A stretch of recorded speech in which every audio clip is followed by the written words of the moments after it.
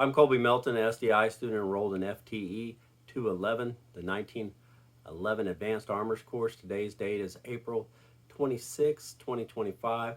My professor is Dr. Perdue, and this is my Week 7 assignment. Here we are on the workbench, 1911. The magazine has been removed, the feed source has been removed, and the weapon is both visually and physically clear, and there's no live ammunition in the workspace. Part 1 of this assignment, to analyze the trigger pull on the 1911, we can take the customer's input. We can also go back to the how we analyzed it in the first weeks about the take up, how it breaks, how it all feels, and the over travel or the travel back to the reset. It's going to be used for different purposes or something like hunting. You'd want like a heavier trigger pull, where if it was something for a target pistol, you might want to like reduce some of the take up or some of the over travel and lighten the trigger pull. So you should always match the trigger pull and the trigger travel and stuff to the actual purpose that the firearm's being intended for. For the second prompt, a proper trigger work is any work performed on the trigger that renders it unsafe. This could be an over-polished top of the disconnector, changing the angles of the sear or the hammer to where they don't lock up in a positive or neutral manner, but change the angle to where it's negative.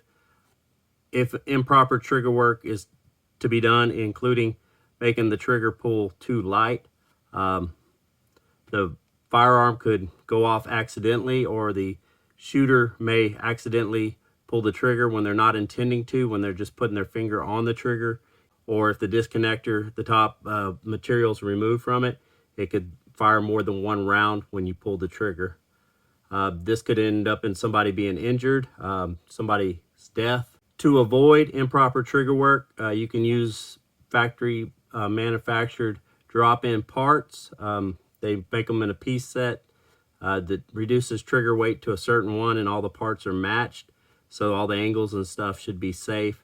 Additionally, you could also use jigs if you are going to modify sears or hammer notches or something like that. Prompt 3 of part 1, we have to disassemble the firearm. So first, we can look how the trigger fits the frame. We can take and put it in there, feel, make sure it slides freely, and that the trigger shoe actually comes through the housing of the frame. It's whole nicely, and how it goes back in there. We could put it all back together with some die cam on the parts and run it and see what's rubbing if we needed to.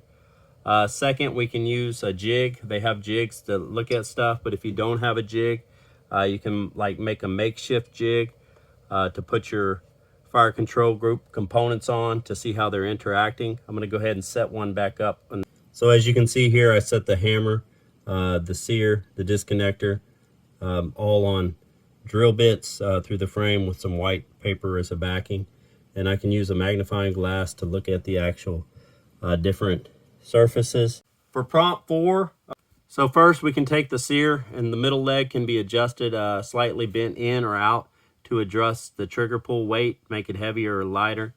The sear, we can adjust the surface here to give it a neutral or positive with a relief, so that the trigger pull is safer and more crisp of fall. We can do the same thing with the hammer notches. Of course, you want to use a jig anytime you're going to remove any metal from the hammer notch beyond just basic polishing. Here we can polish the surfaces and stuff here without changing the dimensions, but just smooth it up, deburr it, smooth it up. And if we needed to reshape it with a stirrup or something like that, and in here we can come in and go along the trigger track and take out any burrs or anything like that with our stones. So for prompt 5, so you have a stirrup to reshape the trigger bow if you needed to.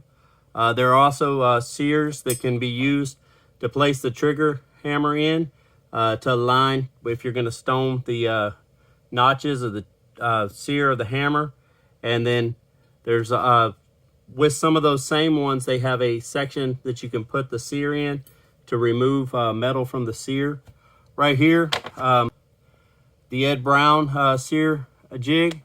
and the sear goes in like this right here and locks in with the sear pin, and it can be used using a shim to stone that down to change the angle or the amount of metal on there. Anytime you're removing a lot of metal or you're trying to change the angle, it's probably best to use a sear so that you don't take too much off. If you're just going to polish the surfaces to make them smoother and everything fit just a little bit better without like deburrs or something like that, you're probably fine just with the light stones. And in terms of tools, you need your stones, like the ones that were sent to us by SDI, the India stone and the trigger track stone. So for part 2, following the guidance we received, we're going to deburr the trigger track and smooth the sides of the trigger bow. We worked on the bow last week a little bit. We're going to do some more this week. We're going to put some honing oil on the stone, the trigger track stone, get it nice and lubed up, put it into the trigger track here, and start lightly stoning. So we've got the trigger track now to where the stone rides smoothly all the way up and down the track without any real catching or anything. The surfaces on the inside are also pretty shiny. But we got them all cleaned up, so we're going to get it cleaned up and we're going to move on to the trigger bow. We're going to go ahead and take our whetstone, the bigger whetstone provided by SDI, and the trigger bow. We're going to continue to hone and polish that metal a little bit more and give it a little bit more of a touch up before we put it back together. So here's the trigger bow. We polished up the sides, smoothed them out a little bit more with the whetstone the best we could. Cleaned it up a little bit. Here it is back in its track. Everything feels nice and smooth. A little bit of wiggle and play, but other than that, everything's nice and smooth. I'm going to go ahead and work on the sear with the new jig and then get everything back together. Part 3, we have the firearm back together. We're going to conduct the dry and dummy functions check. The firearm is clear both visually and physically. We have some dummy rounds loaded up into the magazine. Go ahead and let that go forward. The hammer's back. I'm going to place the thumb safety on. Try to squeeze it without engaging the grip. Engage the grip. Try to squeeze it. It doesn't go. Drop the thumb safety to let go of the hand grip. Won't fall. Squeeze it. It falls. Let go of the trigger. Disconnector test. Come back about a quarter. Trigger's dead. Let it go forward. Holding the trigger. It doesn't fall. It falls there. All right, then we're going to charge it.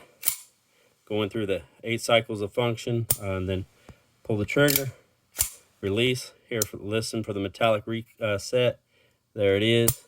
And just work the slide a couple of times. Make sure everything's nice and smooth.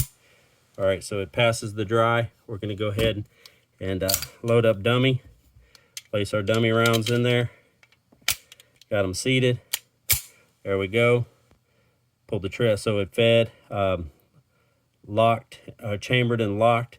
Now we're going to fire. It fires. Pull it back. Extract, eject, cock. Release.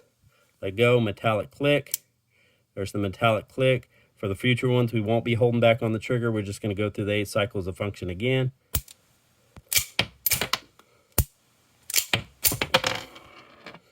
And then this on the 4th round is the last one, so it's going to lock back to the lock open position with the thing.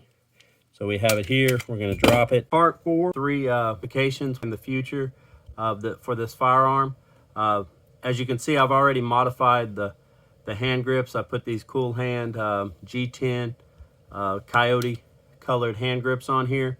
That's a modification that I may also upgrade, though. I'm looking at some wood ones that look real good against this black.